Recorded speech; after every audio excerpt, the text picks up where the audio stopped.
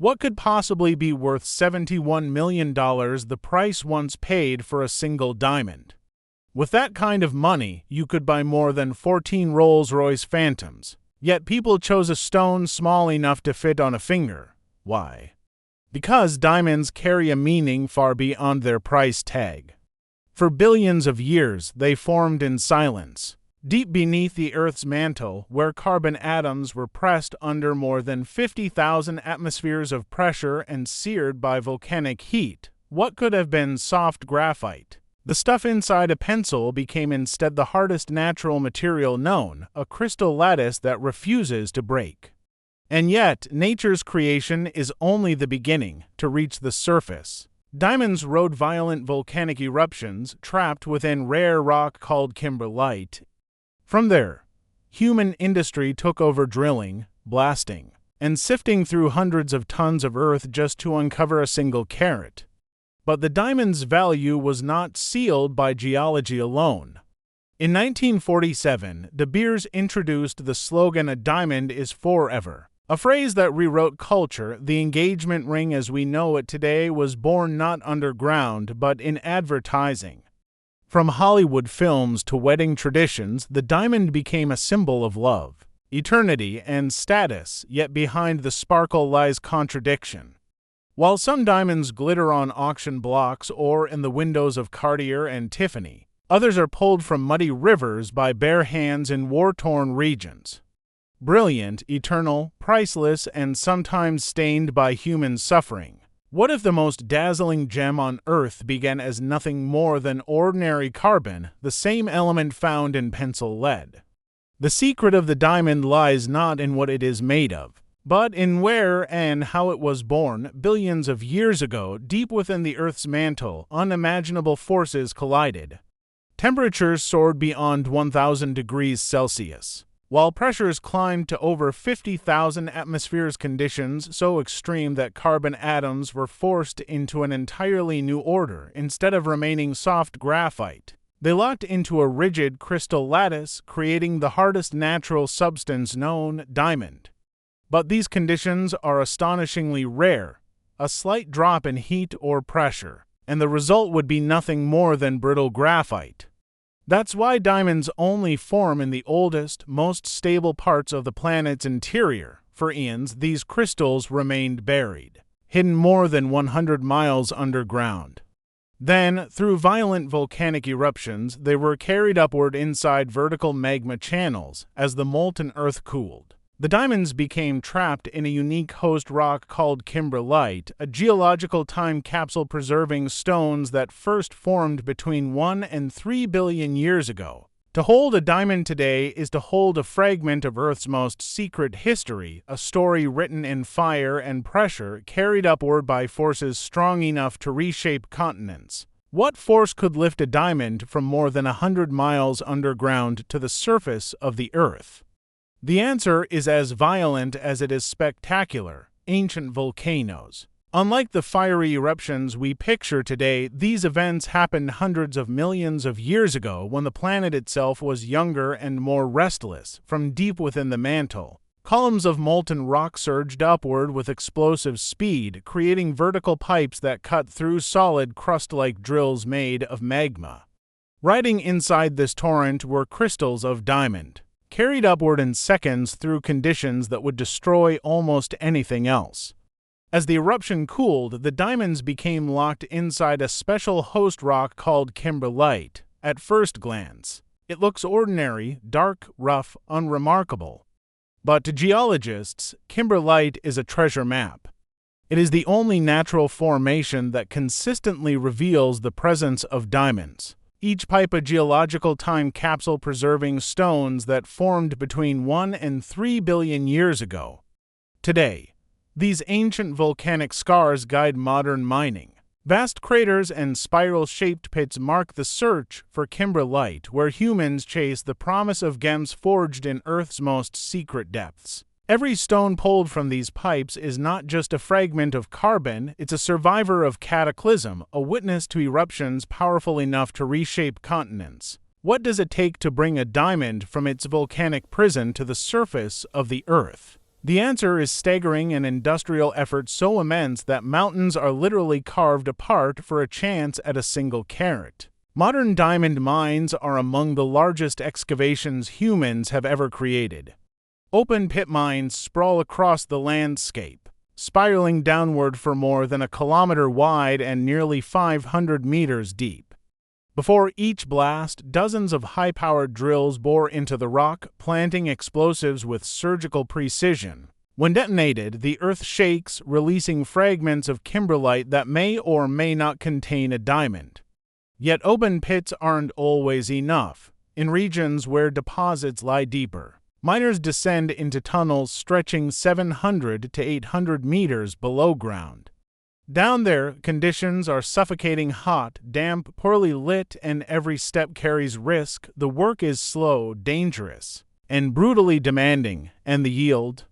On average, 250 tons of rock must be processed to uncover just 1 carat of diamond, barely larger than the tip of a pencil. That imbalance between effort and reward is what makes the gems so rare and so costly. Behind every polished stone on a velvet display lies this unseen reality, earth torn open, machines roaring day and night, and workers enduring some of the harshest conditions imaginable, all in pursuit of crystals born 1 billion years ago. What happens after hundreds of tons of rock are blasted from the earth? The real challenge begins not in mining, but in separating the priceless from the worthless once hauled to the surface. Giant chunks of kimberlite enter crushing machines the size of small houses. Their steel jaws are powerful enough to pulverize granite, yet must be delicately tuned, too much force, and the very diamonds they seek can shatter into dust. The process unfolds in stages.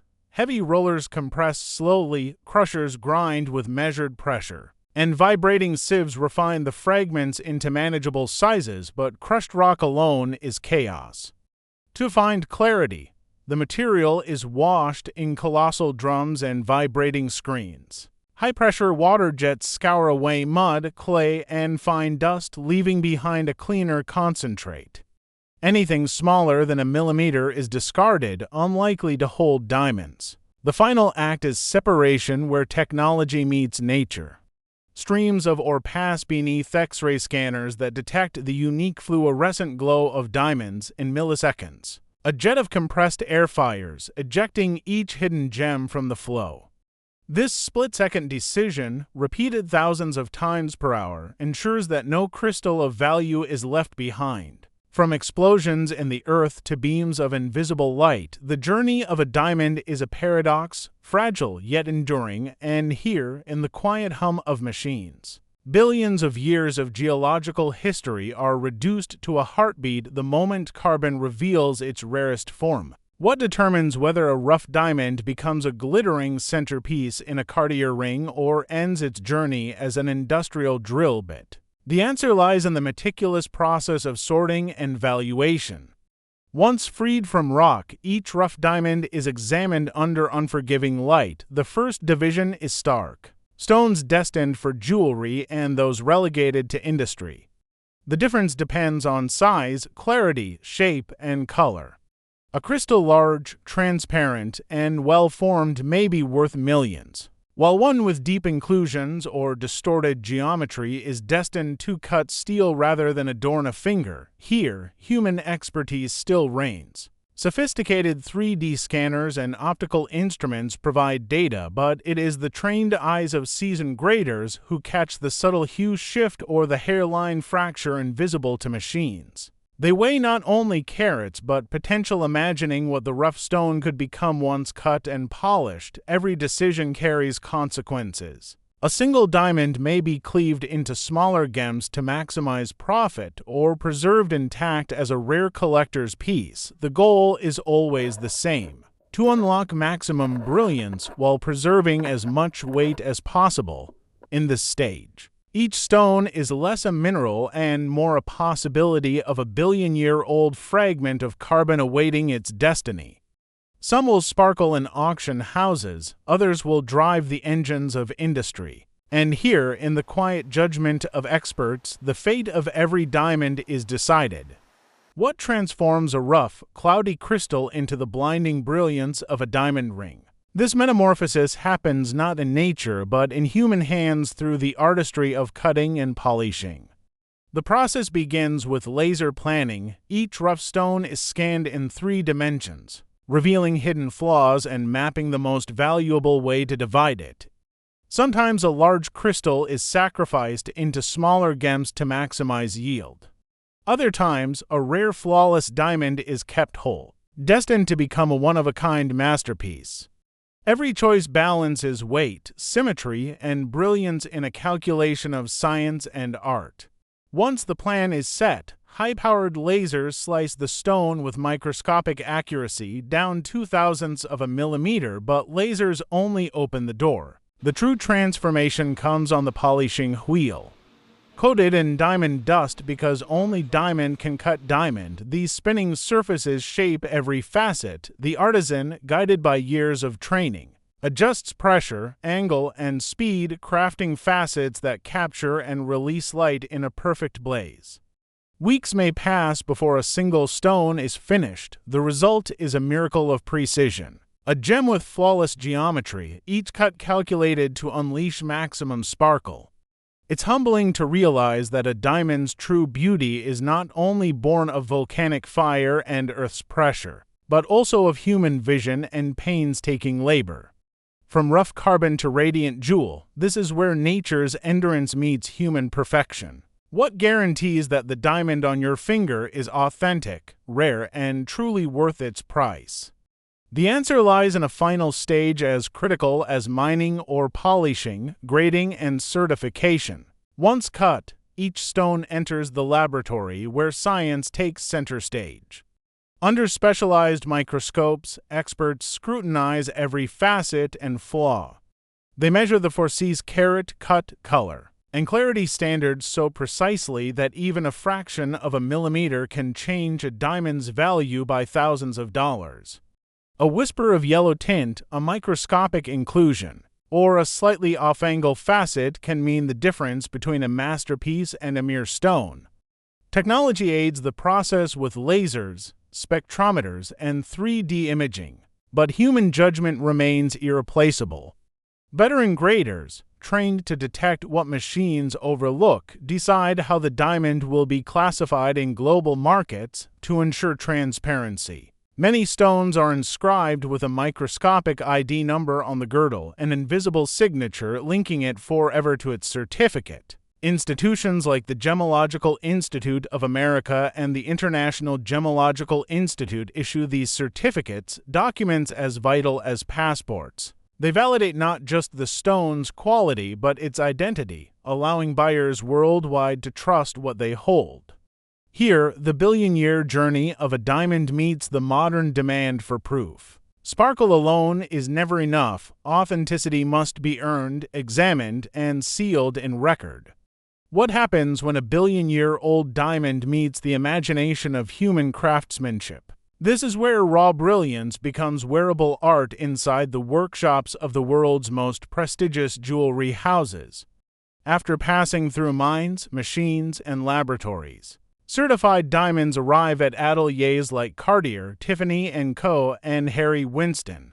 Here, the focus shifts from geology to artistry. Master jewelers sketch designs that balance symmetry and storytelling, turning cold measurements into symbols of love, wealth, and legacy. Gold, platinum, and rare alloys are shaped with meticulous care, creating settings that do not overshadow the stone but amplify its fire.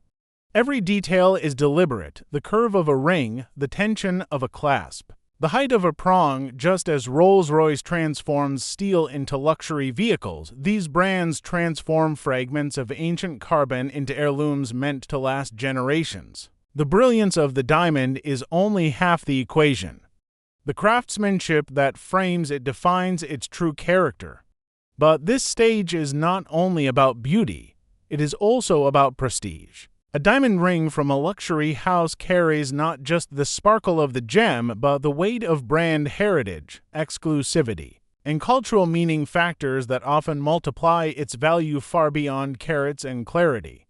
In these workshops, nature's endurance and human artistry collide, producing objects that are as much cultural icons as they are jewelry. Here, diamonds cease to be mere stones, they become stories worn on the body. What if the glittering diamond on display hides a story not of love and eternity, but of blood and suffering? Behind the sparkle, there is a shadow few want to see. In impoverished regions of Africa, Sierra Leone, the Central African Republic, Angola, diamonds are still mined by hand. Under the scorching sun, men, women, and even children sift through muddy rivers with bare hands, hoping for a stone that might feed their families. For many, the reward is not wealth but calloused palms and meager wages, while the gems they uncover are sold for tens of thousands of dollars abroad. Worse still, in war-torn regions, diamond mines are controlled by armed groups. The profits from these stones don't buy engagement rings, they buy weapons. These are blood diamonds, traded at the cost of human lives.